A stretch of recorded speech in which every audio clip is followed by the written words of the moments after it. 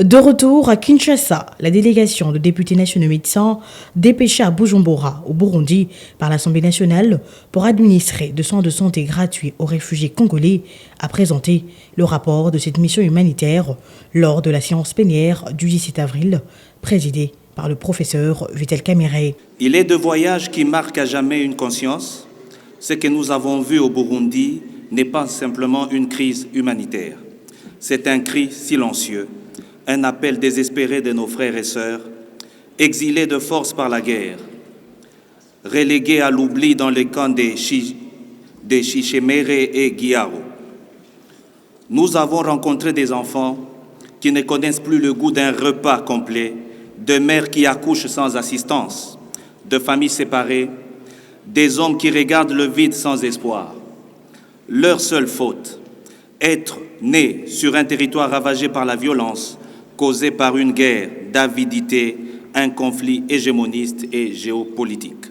La santé maternelle est une tragédie. Aucune échographie, aucun suivi, aucune dignité. Le médicament manque cruellement. Les maladies les plus bénignes deviennent mortelles. Il s'agit d'un rapport qui détaille tous les désidérata que connaissent ses compatriotes congolais ayant fui les violences dans l'est de la RDC, où l'armée rwandaise et ses supplétifs du M23/AFC sèment terreur et désolation. Cette délégation des élus nationaux médecins a fait des recommandations à toutes les parties prenantes, en incluant la Chambre basse du Parlement. Au gouvernement, il a été demandé l'action diplomatique urgente et préparation au retour, initier un dialogue avec le gouvernement burundais, le HCR et d'autres partenaires pour garantir des conditions de vie décentes aux réfugiés dans les sites et mettre en place un programme de rapatriement volontaire sécurisé et encadré en collaboration avec les organisations internationales. Au commissariat de réfugiés, la délégation a demandé la mise en place d'un dispositif pour la scolarisation des enfants conformément au programme national. L'organisation de travaux d'assainissement du site de Guiaro exposé aux inondations dues aux pluies diluviennes ou aménager un nouveau site à une distance raisonnable de Bujumbura. À l'Assemblée nationale congolaise, un plaidoyer parlementaire, inscrire la question de réfugiés congolais à l'agenda prioritaire de l'Assemblée nationale avec des séances plénières spécifiques sur les sujets. La création d'un fonds pour réfugiés allouant un budget national dédié à l'assistance aux Congolais vivant en exil, spécialement les réfugiés.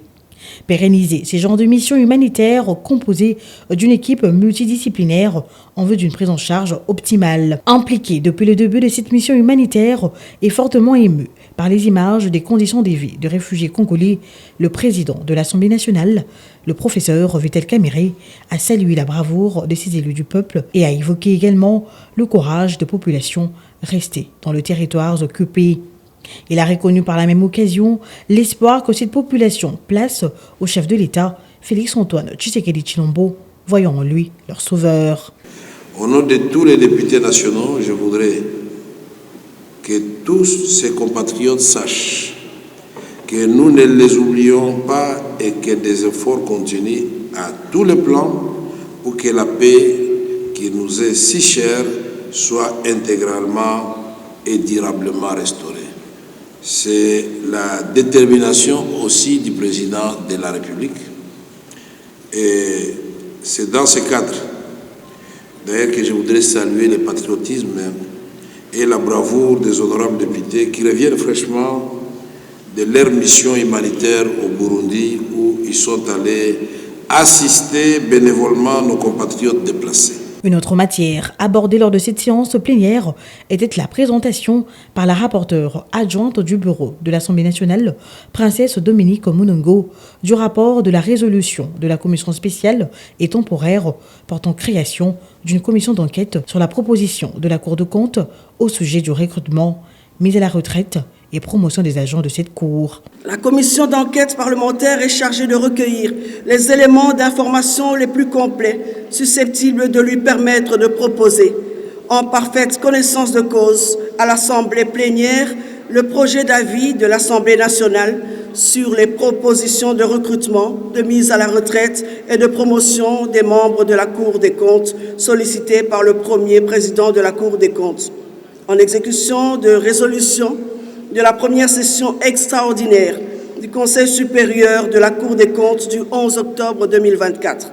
Après débat et délibération, la plénière a adopté cette résolution. S'agissant du projet de loi portant autorisation de la prorogation de l'état de siège sur une partie du territoire, première matière abordée lors de cette séance plénière, sur le 343 députés nationaux, 304 ont voté oui, 34 contre et 5 abstentions.